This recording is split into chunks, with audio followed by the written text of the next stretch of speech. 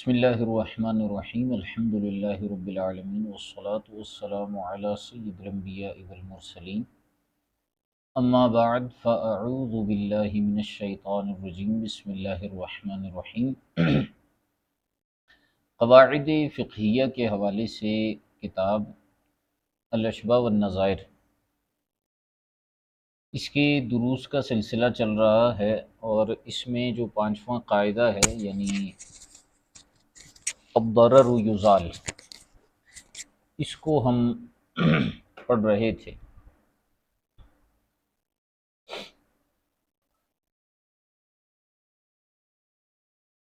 اور اس میں جو آخری مسائل تھے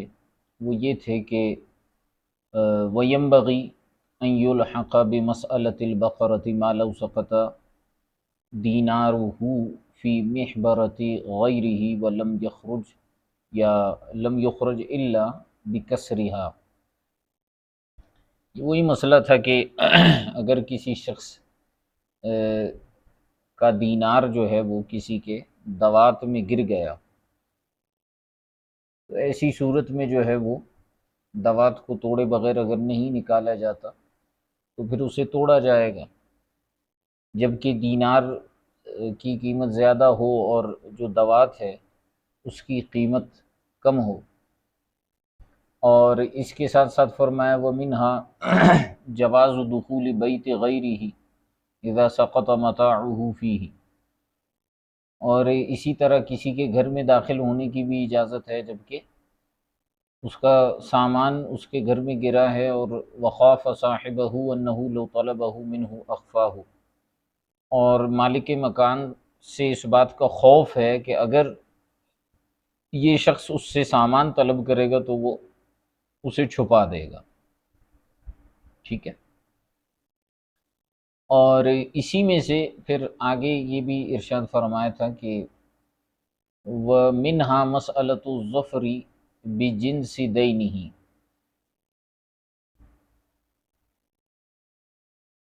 اسی مسئلے میں سے یہ بھی ہے کہ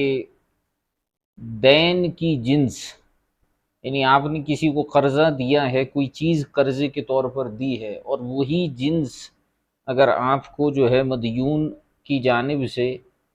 مل جائے اور اس پر آپ قبضہ کر سکتے ہیں، قابو میں کر سکتے ہیں، تو پھر جو ہے وہ آپ کیا کریں گے، اسی کو بطور دین کے اپنے پاس رکھیں گے، جبکہ مدیون آپ کو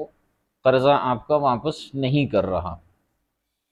اور اسی طرح ایک اور مسئلہ اس کے حوالے سے ارشاد فرمایا وَمِنْهَا جَوَازُ شَقِّ بَطَنِ الْمَيْتَةِ لِإِخْرَاجِ الْوَلَدِ اِذَا كَانَتْ تُرْجَى حَيَاتُهُ،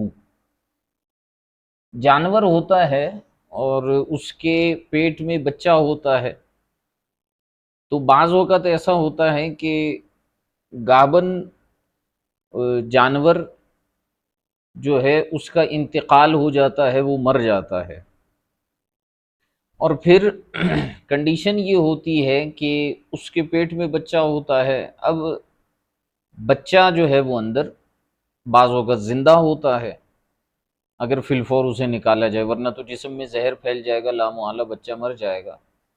تو اگر اس بات کی امید ہے کہ وہ بچہ اس کے اندر جو ہے وہ زندہ ہے اس کے پیٹ میں، تو جانور کا پیٹ کاٹ کر اس بچے کو نکالا جائے گا۔ اب اس میں عام ہے یہ، چاہے وہ انسان ہو چاہے کوئی اور حیوان ہو، جواز شق بطن المیتتی، مردہ جانور یا انسان عورت کے پیٹ کو چیرنے کا جواز ہے، لِإِخْرَاجِ الْوَلَدِ، تاکہ بچے کو نکالا جائے، اذا کانت ترجا حیاتہ، جبکہ اس کے زندہ رہنے کی امید ہو۔ وقد امر به ابو حنیفہ رحمہ اللہ تعالی، اور امام اعظم ابو حنیفہ رحمۃ اللہ تعالی علیہ نے کسی معاملے میں اس کا حکم دیا تھا، فعاش الولد، تو وہ بچہ کافی عرصے زندہ رہا، یعنی امام صاحب کے پاس یہ مسئلہ آیا تھا اور آپ نے حکم دیا تھا کہ ماں کے پیٹ کو جو ہے وہ چیر دیا جائے، تو ایسی صورت میں فرماتے ہیں وہ بچہ پھر کافی عرصے زندہ رہا، کما فی الملتقطی، جیسا کہ ملتقط میں بھی یہ مسئلہ موجود ہے۔ بخلاف ما اذا ابتلع لؤلؤة فمات فإنه لا يشق بطنه، فرماتے ہیں اب اسی مسئلے پر کسی نے قیاس یہ کیا کہ مثال کے طور پر اگر کسی جانور نے کوئی موتی وغیرہ جو ہے قیمتی پتھر نگل لیا، تو اب کیا اس جانور کے پیٹ کو چیر کر وہ موتی نکال سکتے ہیں یا نہیں نکال سکتے؟ تو ایسی صورت میں ارشاد فرمائے کہ یا جیسے وہ نگل گیا پھر اس کے بعد مر گیا، ایک تو یہ ہے کہ وہ شاید جو ہے وہ حاجت قضاء حاجت کے وقت نکال دے، لیکن ایک کنڈیشن یہ ہے کہ وہ مر ہی گیا، تو ایسی صورت میں کیا کیا جائے گا؟ ما اذا ابتلع لؤلؤة فمات، اس کا انتقال ہو گیا، مر گیا، فإنه لا يشق بطنه، اب اس کا پیٹ نہیں چیرا جائے گا، لأن حرمت الآدمی اعظم من حرمت المال، وہاں اوپر مسئلہ یہ تھا کہ وہاں انسان کی بات تھی، آدمی کی بات تھی، اس کی زندگی کی بات تھی، یہاں مال ہے، تو حرمت آدمی زیادہ بڑی چیز ہے، اس لیے وہاں پر ماں کے پیٹ کو جو ہے وہ چیرنے کا حکم دیا گیا، جبکہ حرمت مال ایسی کوئی چیز تو ہے نہیں، آنے جانے والی چیز ہے۔ اچھا، اس کے بعد ارشاد فرماتے ہیں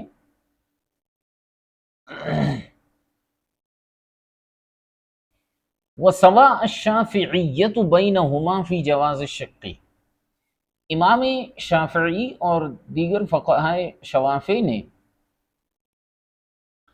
کیا کیا کہ دونوں صورتوں میں برابری کو اختیار کیا پیٹ چیرنے کے حوالے سے، سوا یعنی تسویہ فرمایا، برابری کی، کہ چاہے اس کے پیٹ میں زندہ بچہ ہو یا اس نے کوئی قیمتی چیز نگل لی ہو، بہر صورت پیٹ کو چیرنے کا حکم ہے۔ وفی تہذیب القلانسی، اور تہذیب القلانسی میں من الحظر والاباحتی، باب حظر و حبات میں یہ بات بیان کی گئی ہے کہ اس حوالے سے جو ہے وہ کوئی فرق نہیں ہوگا۔ وقیمت الدرتی فی ترکتہ، اور یہ بھی بیان کیا گیا ہے، اب یہ جو ہم نے مسئلہ بیان کیا کہ جانور کا پیٹ نہیں چیرا جائے گا، اب جانور مر گیا، تو فرماتے وقیمت الدرتی یا درتی فی ترکتہ، تو اب جس شخص کا وہ موتی تھا، قیمتی جو پتھر تھا، اس کی قیمت کیسے ادا ہوگی؟ بھئی جانور تو کھا گیا اس کو، اب قیمت کیسے ادا ہوگی؟ فرماتے ہیں کہ اس کے ترکے میں سے، یعنی جو صاحب مال ہے اس کے ترکے میں سے ادا کر دیا جائے گا، ٹھیک ہے۔ وَإِن لَمْ يَتْرُكْ شَيْئًا، اور اگر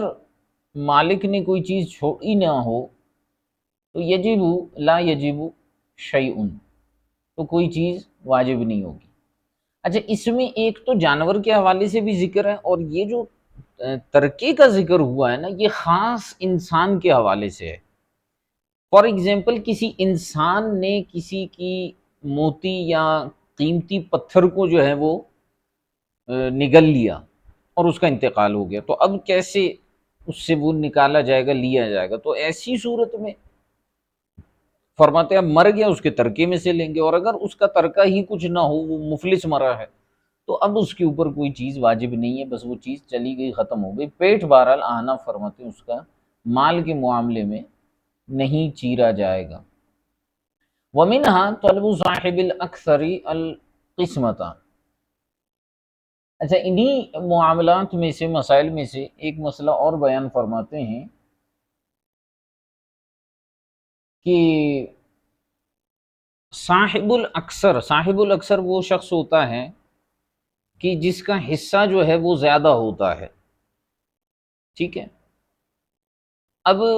بعض اوقات ایسا ہوتا ہے کہ دو افراد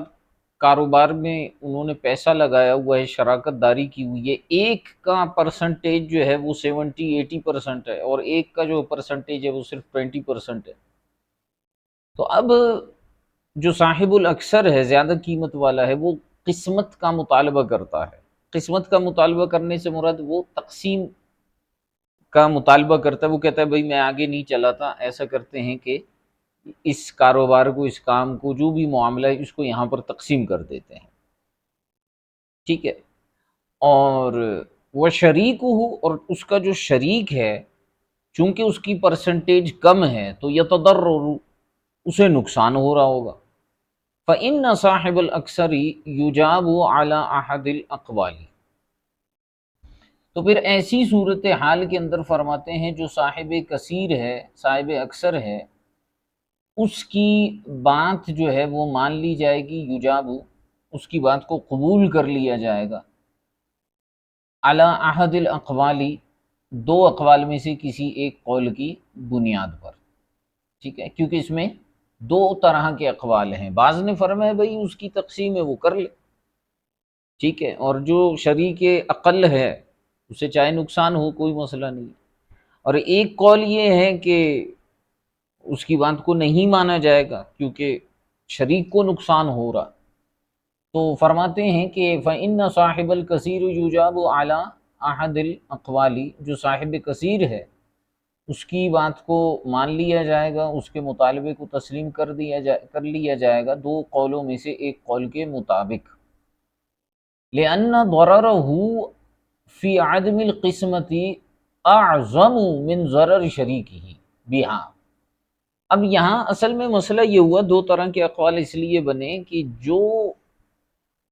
صاحب اکثر ہے، جس نے رقم زیادہ انویسٹ کی ہوئی ہے، اسے کوئی نقصان ہو رہا ہے، کوئی ضرر پہنچ رہا ہے، تبھی تو وہ کاروبار میں مزید حصہ نہیں ملانا چاہ رہا۔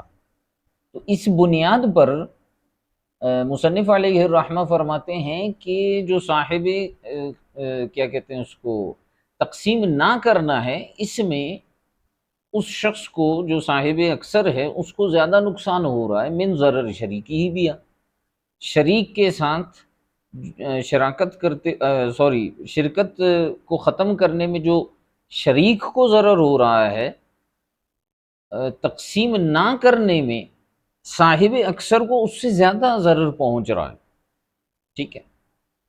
تو اس وجہ سے یہاں پر دو طرح کے اقوال پیدا ہو گئے، تو بعض نے شریک کے ضرر کو دیکھا اور بعض نے صاحب اکثر کے ضرر کو دیکھا، تو ایک قول کے مطابق صاحب اکثر کی بات مان لی جائے گی کہ ٹھیک ہے تقسیم کر دیتے ہیں، اور ایک قول کے مطابق اگر آپ شریک کے ضرر کو دیکھیں تو بعض فقہا نے فرمایا اس کو ضرر نہ دے، بلکہ معاملات کو آہستہ آہستہ وائنڈ اپ کرنے کی کوشش کرے، ٹھیک ہو گیا۔ اچھا، اس کے بعد مزید آگے آ کر ایک اور بات ارشاد فرماتے ہیں کہ نشأت من هذه القاعدة قاعدة رابعة، اب یہی جو قاعدہ ہے الیقین الضرر یزال، کہ نقصان کو دور کیا جائے گا، اسی سے پیچھے تین قاعدے بیان ہوئے تھے، تو فرماتے ہیں اس سے ایک اور قاعدے کی بنیاد بھی بنتی ہے، اور وہ چوتھا قاعدہ ہے یہاں پر، وہی ما اذا تعارض مفسدتان روعیا اعظمہما ضررا بارتکاب اخفہما۔ یہ میں پچھلے دنوں بھی بتا رہا تھا، اور یہ بالکل ملتی جلتی باتیں ہیں۔ بھئی دو مفسدات کا تعارض ہو جائے، میں نے ان الفاظ میں اس کو بیان کیا تھا کہ اگر دو بلائیں، مصیبتیں ہوں، دو مشکلات ہوں، تو ان میں سے جو ہے وہ خفیف کو لیا جائے گا، ثقیل کو، اور جو زیادہ ضرر دینے والا ہوگا اس کو ترک کر دیا جائے گا۔ وہی قاعدہ ہے کہ اذا تعارض مفسدتان، جب دو مفسد چیزوں میں تعارض آ جائے تو روعیا اعظمہما ضررا، تو بطور ضرر کے جو مفسد زیادہ بڑا ہے اس کی رعایت کی جائے گی، بارتکاب اخفہما، کس طرح سے رعایت کی جائے گی، یعنی جو زیادہ نقصان دہ چیز ہے، مفسد ہے، اس کو دور کیا جائے گا۔ کیسے دور کیا جائے گا؟ بارتکاب اخفہما، ان میں سے جس کا ضرر کم ہے اس کا ارتکاب کر کے، ٹھیک ہے۔ تو اس بنیاد پر فرماتے ہیں کہ قال الزیلعی، امام جمال الدین زیلعی رحمہ اللہ تعالی نے ارشاد فرمایا کہ فی باب شروط الصلاۃ، باب شروط الصلاۃ میں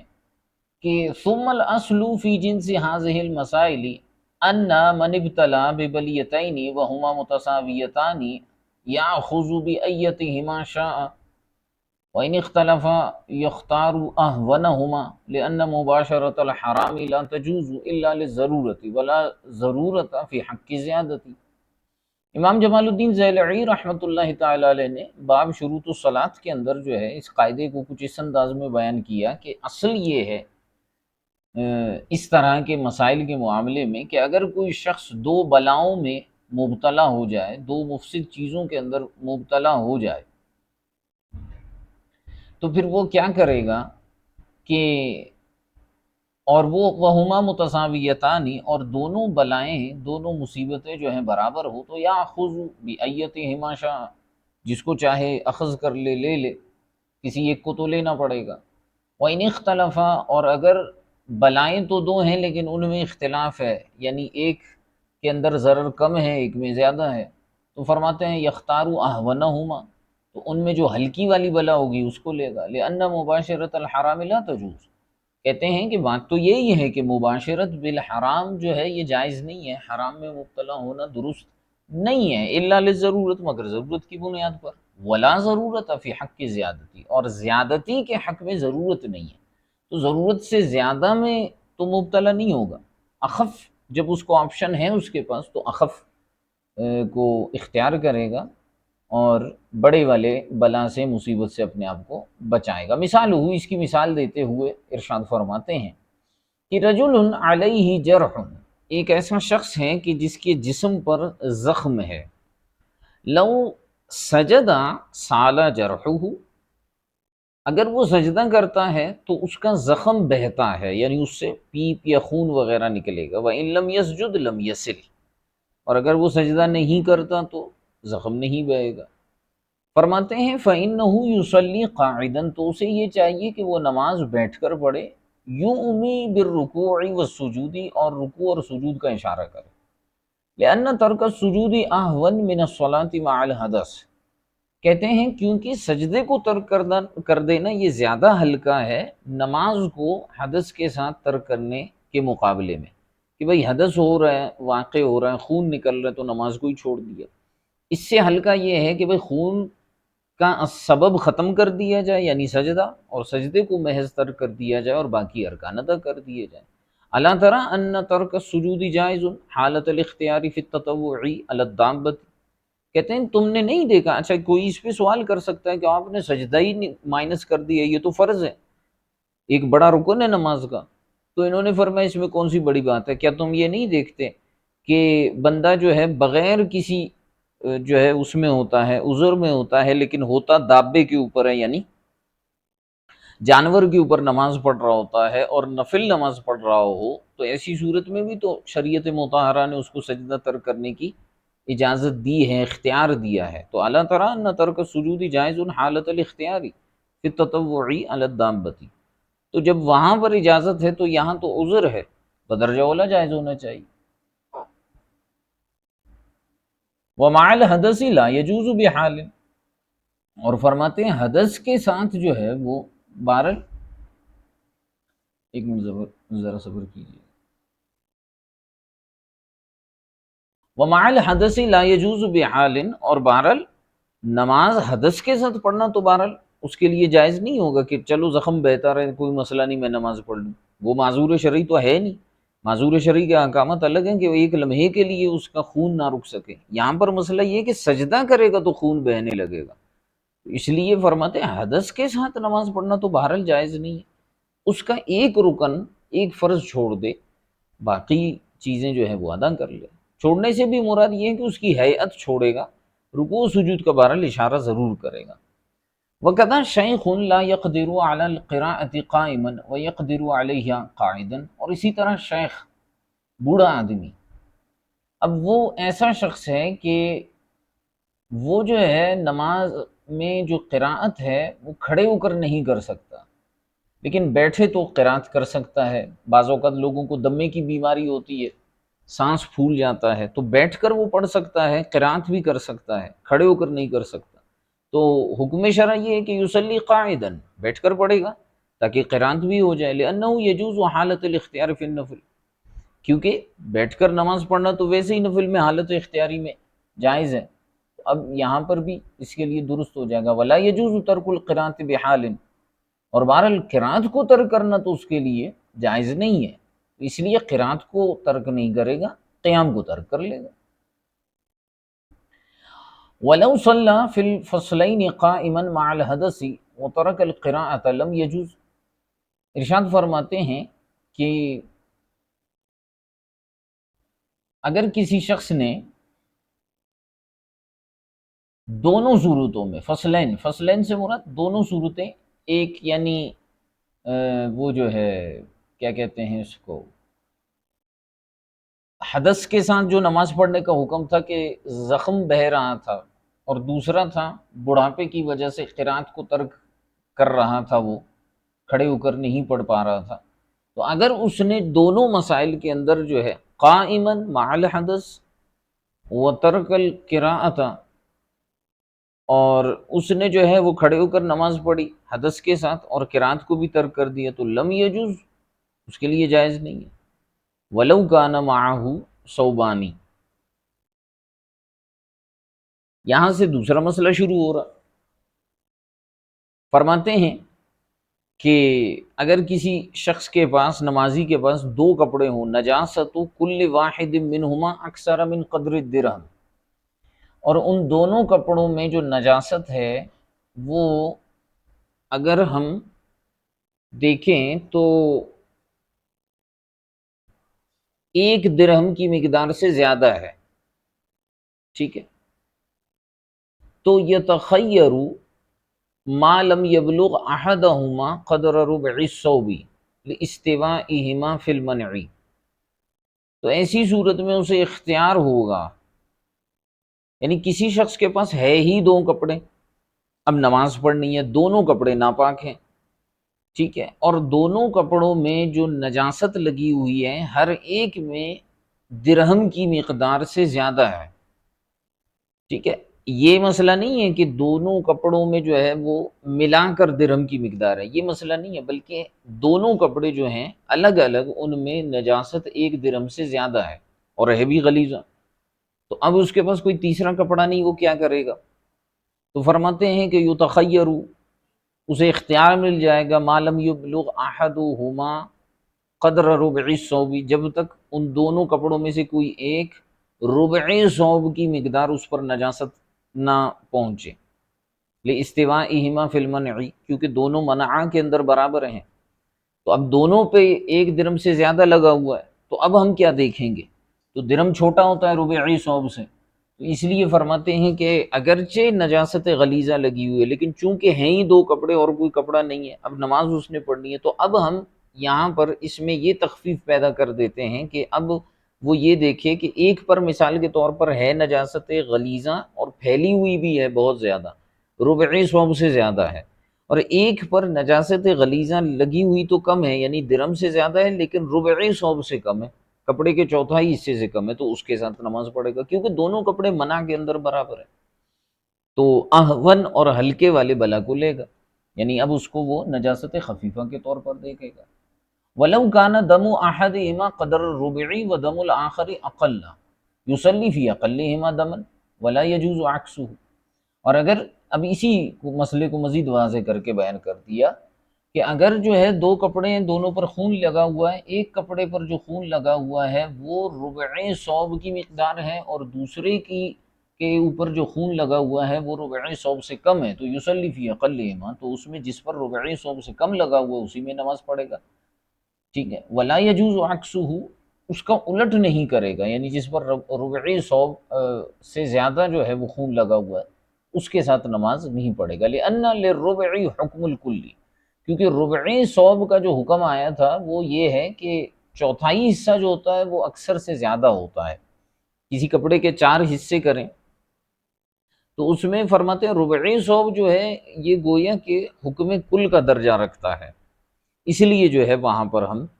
اس کپڑے میں نماز پڑھنے کا حکم نہیں دیں گے۔ وَلَوْ كَانَ فِي كُلِّ وَاحِدٍ مِّنْهُمَا قَدْرَ الرُّبُعِ أَوْ كَانَ فِي أَحَدِهِمَا أَكْثَرَ لَكِنْ لَا يَبْلُغُ ثَلَاثَةَ أَرْبَاعِهِ وَفِي الْآخَرِ قَدْرَ الرُّبُعِ صَلَّى فِي أَيِّهِمَا شَاءَ لِاسْتِوَائِهِمَا فِي الْحُكْمِ۔ اب مسئلہ یہ ہے کہ نجاست غلیظہ تو لگی ہی لگی ہے، اب حکم یہ تھا کہ بھئی جس میں ربعی ثوب سے کم ہے اس میں پڑھیں، ہوا یوں کہ دونوں میں ربعی ثوب کی مقدار جو ہے نجاست لگی ہوئی ہے، یا پھر کیا ہے اوکان فی احدہما اکثر، ایک میں زیادہ ہے لیکن لا یبلغ ثلاثۃ ارباعہ، لیکن وہ 3 ربع تک نہیں پہنچتا، وفی الآخری قدر الربعی، اور جو دوسرا کپڑا ہے اس میں ربعی مقدار تک ہے، یعنی گویا کہ دونوں کپڑوں میں ربعی مقدار یا اس سے تھوڑا سا زیادہ ہے۔ تو اب ایسی صورت میں ربعی ثوب کے حوالے سے بھی یہ دونوں کپڑے برابر ہیں، تو فرماتے ہیں صلی فی ایہما شاء، تو اب اس کو اور کوئی کپڑا ہے نہیں اس کے پاس، لہٰذا جس کپڑے میں چاہے نماز پڑھ لے، لاستوائہما فی الحکم، کیونکہ اب یہ دونوں حکم میں برابر ہیں۔ ٹھیک ہو گیا؟ والافضل ان یصلی فی اقلہما نجاستاً، اور زیادہ بہتر یہ ہے کہ جس میں نجاست کم لگی ہوئی ہے اسی میں ہی پڑھے، ولو کان ربع احدہما طاہرا والآخر اقل من الربع یصلی فی الذی ربعہ طاہر۔ اسی طرح دو کپڑے ہیں، ایک کپڑے کا ربع حصہ پاک ہے اور جو دوسرا کپڑا ہے اس میں ربع حصے سے کم پاک ہے، تو فرماتے ہیں یصلی فی الذی ربعہ طاہر، تو اس کپڑے میں نماز پڑھے گا جس کا چوتھائی حصہ پاک ہے، ولا یجوز فی العکس، اور اس کا برعکس کرنا جائز نہیں ہوگا۔ فرماتے ہیں ولو ان امرأۃ لو صلت قائمۃ، اسی طرح ایک اور مسئلہ اسی سے ملتے جلتے بیان فرماتے ہیں کہ اگر کوئی عورت ہے اور وہ کھڑے ہو کر نماز پڑھتی ہے تو ینکشف من عورتها، تو اس کا ستر جو ہے وہ ظاہر ہو جاتا ہے، کیونکہ نماز میں عورت کا پورا جسم چھپانا ضروری ہے سوائے چہرے، ہتھیلیوں اور پاؤں کے، تو اب ایسی صورت میں اگر وہ کھڑے ہو کر نماز پڑھتی ہے، کپڑا اتنا چھوٹا ہے کہ ستر مکمل ہو نہیں پاتا، تو ما یمنع جواز الصلاۃ، تو ایسی صورت یعنی اتنا ستر کھل جاتا ہے جو جواز صلاۃ کو منع کر دے، یعنی جس سے نماز ممنوع ہو جائے، اتنا ستر اس کا کھل رہا ہے۔ وَلَوْ صَلَّتْ قَاعِدَةً لَا يَنْكَشِفُ مِنْهَا شَيْءٌ، اور اگر بیٹھ کر پڑھتی ہے تو کوئی ستر ظاہر نہیں ہوتا، فَإِنَّهَا تُصَلِّي قَاعِدَةً، تو پھر وہ بیٹھ کر پڑھے گی، لما ذکرنا، اس قاعدے کی بنیاد پر جو ہم نے ذکر کیا کہ ان ترک القیام اہون، کیونکہ قیام کو ترک کرنا ہلکا ہے۔ وَلَوْ كَانَ الثَّوْبُ يُغَطِّي جَسَدَهَا وَرُبْعَ رَأْسِهَا وَتَرَكَتْ تغطیۃ الرأس لا يجوز، اور اسی طرح اگر کپڑا ایسا ہے کہ جو اس کے جسم کو چھپاتا ہے اور اس کے سر کے چوتھائی حصے کو چھپاتا ہے، اب وہ کیا کرتی ہے کہ اس نے جو ہے سر کے چھپانے کو ترک کر دیا، تو فرماتے لا یجوز، اب اس کی نماز جائز نہیں ہوگی، جسم کا کچھ حصہ بھلے ظاہر ہو جائے لیکن سر کا جو ہے وہ چھپانا ضروری ہوگا، یہاں پر یہ احون ہے۔ وَلَوْ كَانَ يُغَطِّي أَقَلَّ مِنَ الرُّبْعِ، اور اگر جسم کا فرماتے ہیں کہ جسم کو تو چھپاتا ہے لیکن سر کے چوتھائی حصے سے بھی کم کو کپڑا چھپا رہا، تو لا يضرها ترکہ، تو اب اس کو ترک کرنا اسے نقصان نہیں دے گا، لأن للربع حکم الکل، کیونکہ ربع کے لیے حکم کل ہے، وما دونہ، اور جو اس سے کم ہو لا يعطى له حکم الکل، اس کو کل کا حکم نہیں دیا جائے گا، والستر افضل تقلیلا للانکشاف، اور ارشاد فرماتے ہیں کہ ستر جو ہے وہ افضل ہے بطور تقلیل کے، یعنی چھپا لینا جو ہے یہ افضل ہے، انکشاف والستر افضل تقلیلا للانکشاف، اور تھوڑا سا چھپانا جو ہے وہ زیادہ ظاہر کرنے سے بہتر ہے، تھوڑا سا چھپانا جو ہے وہ زیادہ ظاہر کرنے سے بہتر ہے۔ چلیں اس کو آج یہیں تک رکھ لیتے ہیں انشاءاللہ الکریم، باقی جو اس میں مسائل اور قوانین آ رہے ہیں، قاعدے آ رہے ہیں، ان کو ہم کل دیکھیں گے۔ آج کے سبق کے حوالے سے کوئی سوال وغیرہ ہے تو ارشاد فرمائیے۔ جی کوئی سوال ہے کسی کا؟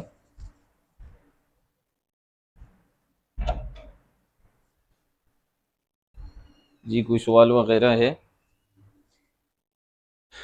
ابھی تک جو سبق پڑھا ہم نے اس کے حوالے سے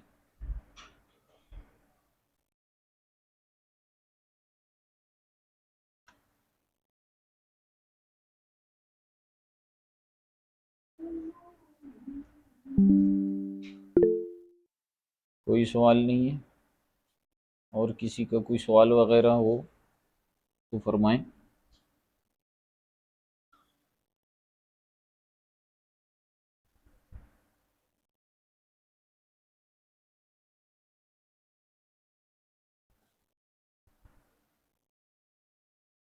جی اور کسی کا کوئی سوال ہو تو بتائیں۔